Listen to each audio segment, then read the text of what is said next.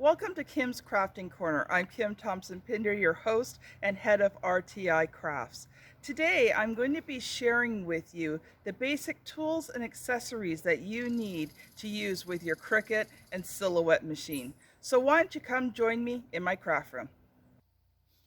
When I got my first Cricut machine, I was so excited. And I kind of bought it, but didn't even think about all the things that I was going to need to go to work with it.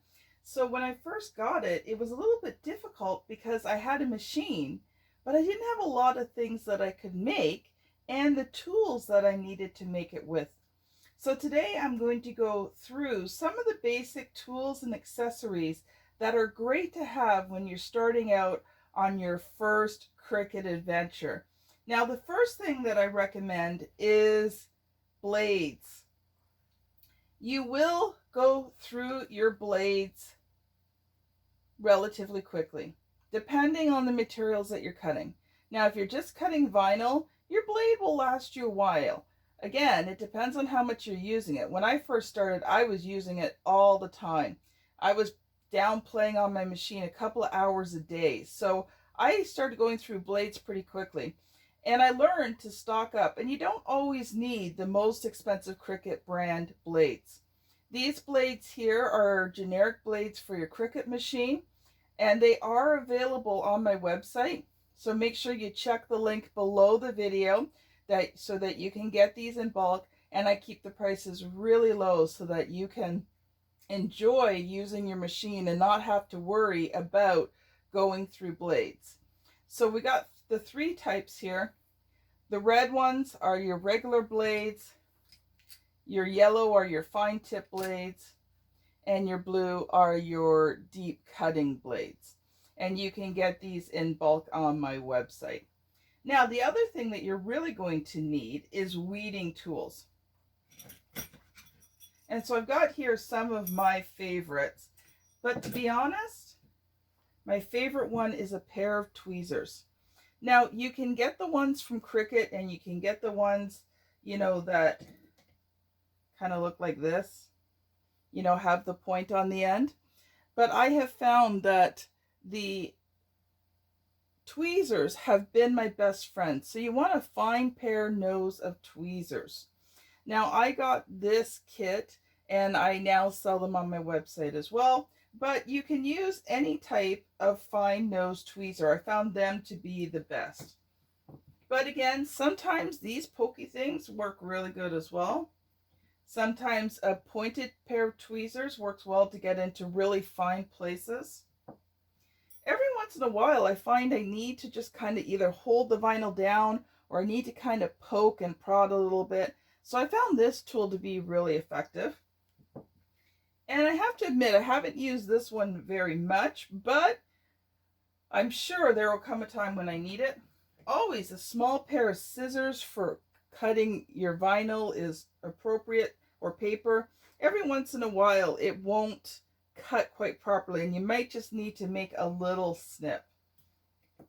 Now, the next thing I found that was really helpful is a brayer. You use this to smooth your materials down onto your mats. And that's the other thing too, you are going to want to have more than one mat. So more than one standard, or more than one light. Unless you're doing some really extensive projects where stuff doesn't stick, you don't really need the strong mats. But definitely you probably want two of the standard and two of the light mats. And a brayer just makes smoothing everything down onto your mat easier. Now you're going to laugh at this. This is my measuring tape, and I've had this measuring tape since I started knitting when I was a young adult. And it is well worn, and you can see it doesn't even go to 0 anymore.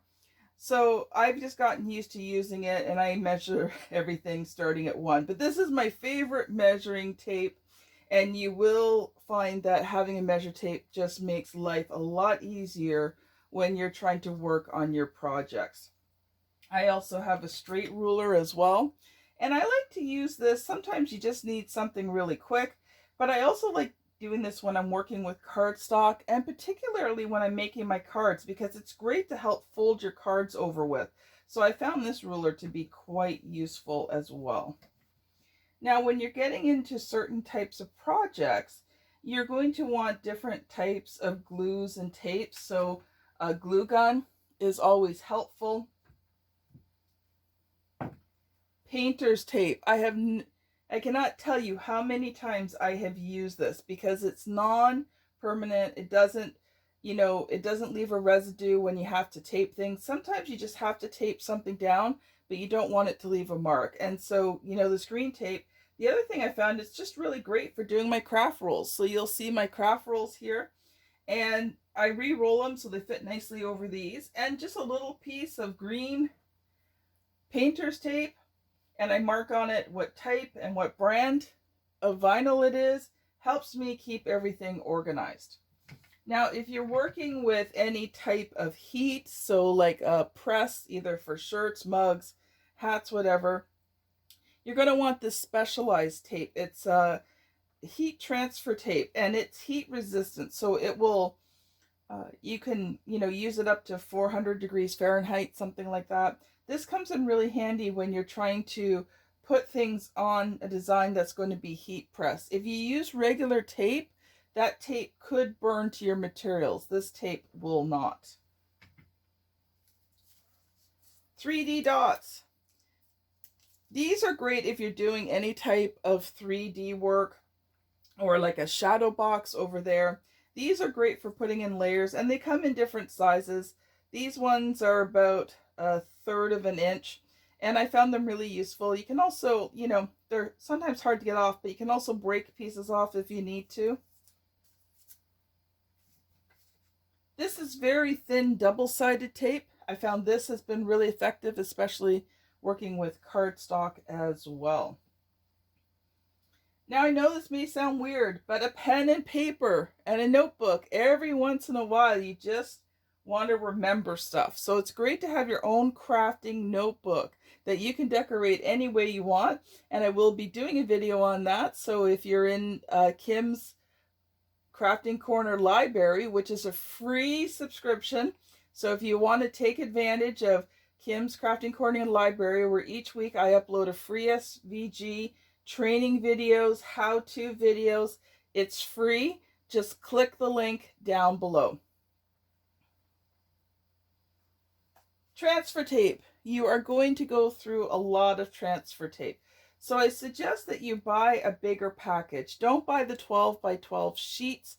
It's something that you're going to use on a regular basis.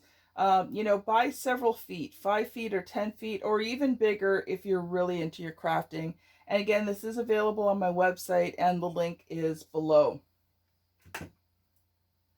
Now, this is an old mat that was using on my Cricut machine. And what do I use this for?